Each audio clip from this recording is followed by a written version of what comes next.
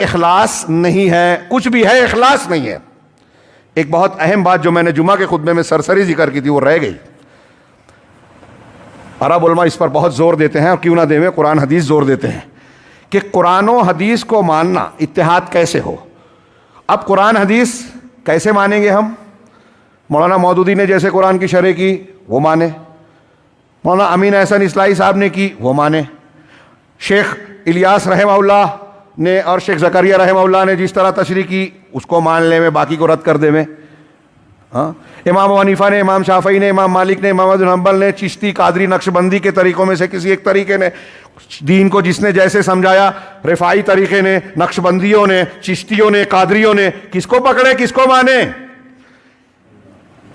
کون سی تشریح؟ قرآن حدیث کو ماننے کے دعوے دار سب بھی ہیں، جو اللہ کے اسماء و صفات کا انکار کرتے ہیں وہ بھی قرآن حدیث کو ماننے کے دعوے دار ہیں، جو تقدیر کا انکار کرتے ہیں وہ بھی قرآن حدیث کو مانتے ہیں، جو تعزیہ پرستی کرتے ہیں وہ بھی اللہ اور رسول کو ماننے کے دعوے دار ہیں، محبت رسول کا ڈھنڈورا پیٹتے ہیں، جتنی بدعات کرتے ہیں، خرافات، مجلس میلاد منانے والے، عید میلاد منانے والے جو بدعت کر رہے ہیں، شب برات کو منانے والے، شب معراج کو منانے والے، تیجا، فاتحہ، تعزیہ، نہ جانے کیا کیا خرافات سب کرنے کے بعد کہتے ہیں کہ ہم قرآن حدیث مانتے ہیں۔ ہے نا عجوبہ؟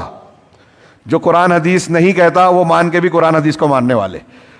قرآن حضرت نوح علیہ السلام کی قوم کے شرک کو ذکر کرتا ہے، کفار مکہ کے شرک کو ذکر کرتا ہے۔ کیوں پوچھتے تھے وہ اپنے بتوں کو؟ ود، سوا، یغوث، یعوق، نصر، بزرگان دین کے بت بنا کر قوم نوح نے پوجا۔ ان لوگوں نے لات و منات کو پوجا۔ کیوں پوچھتے تھے؟ اللہ مانتے تھے؟ نہیں، اللہ کے پاس وسیلہ مانتے تھے۔ آج ہمارے ہاں مسلمان کہلانے والی قوم نوح اور کفار مکہ والا عمل کر کے قرآن حدیث سے ثابت کرنے کی کوشش کرتی ہے نا عجوبہ کاری؟ تو میں عرض یہ کرنا چاہتا ہوں کہ قرآن و حدیث پر اتحاد اتفاق ہوگا، لیکن سب لوگ تو قرآن و حدیث کو ماننے کا دعویٰ کرتے ہیں، تو پھر قرآن و حدیث کو کیسے مانا جائے؟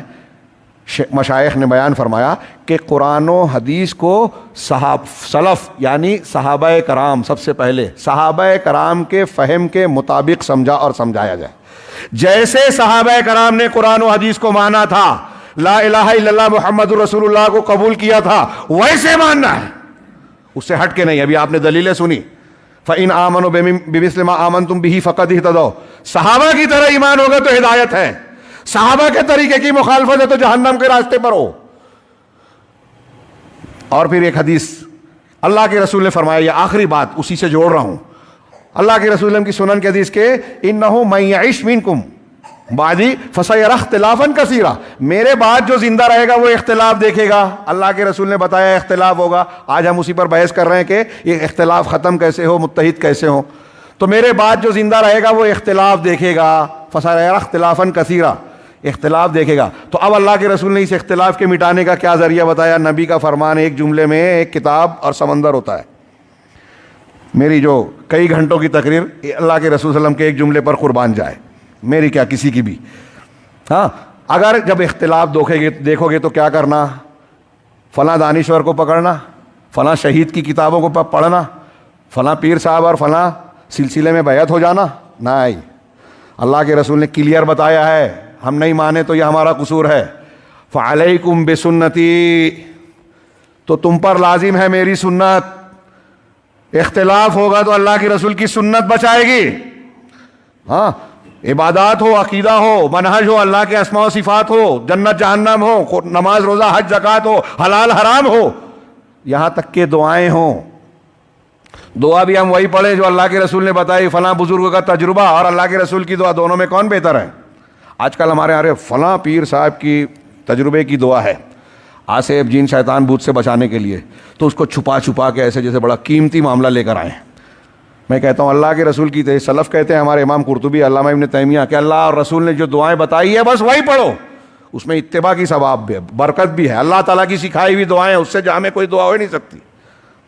تو اللہ کے رسول نے فرمایا میری سنت کو لازم پکڑو، اختلاف کا حل یہ ہے سنت رسول، اور اس کے بعد وسنت الخلفاء الراشدین المہدیین من بعدی عضوا علیہا بالنواجذ، ہاں، کہ میرے بعد میرے ہدایت یافتہ خلفائے راشدین کی سنت، بہت اہم پوائنٹ، کہ اللہ کے رسول کی سنت قرآن اور حدیث دونوں مل کر ہے، اللہ کے رسول کی سیرت اور تعلیمات قرآن کی روشنی میں ہے، تو آپ نے اللہ کے رسول کی سنت کو پکڑا، اس کے ساتھ ساتھ خلفائے راشدین یعنی صحابہ کرام کی سنت کو بھی پکڑنا ہے۔ علامہ ابن قیم کہتے ہیں کہ اگر سنت رسول میں کوئی چیز نہیں ہے تو یہ حدیث کہہ رہی ہے کہ خلفائے راشدین کی سنت ہمارے لیے دلیل ہے۔ اور دوسری بات یہ کہ عام سیاق میں یہ بتا رہی ہے کہ خلفائے راشدین کا جو طریقہ ہے، صحابہ کا جو طریقہ ہے، وہی رسول کی سنت ہے، دونوں میں اختلاف نہیں ہے، تضاد نہیں ہے، ورنہ اللہ کے رسول اپنی سنت کے ساتھ اس کو ملاتے نہیں۔ اور اگر اختلاف ہو جائے کبھی کسی قول میں تو ساری امت مانتی ہے کہ سنت رسول لی جائے گی، سنت خلیفہ کو چھوڑا جائے گا۔ تو میرے بعد میرے خلفائے راشدین کی سنت، ان کو دانتوں سے پکڑ لینا، وَإِيَّاكُمْ وَمُحْدَثَاتِ الْأُمُورِ، اور دین میں نئے نئے امور سے بچنا، فَإِنَّ كُلَّ مُحْدَثَةٍ بِدْعَةٍ، اس لیے کہ ہر نئی چیز بدعت ہے اور ہر بدعت گمراہی ہے، وَكُلَّ بِدْعَةٍ ضَلَالَةٍ، ہر جمعہ میں آپ یہ پڑھتے بھی تھے یہ آخری جملے، ہر بدعت گمراہی ہے۔ اب جب آپ مسلمان ہیں، مسلمانوں میں کوئی بدعت اختیار کی گئی، گمراہی آ گئی، تو صراط مستقیم سے ہٹا دیا گمراہی نے۔ اللہ کے رسول نے فرمایا کہ مجھے تم پر کسی چیز کا سب سے زیادہ خوف ہے تو گمراہ کرنے والے اماموں کا۔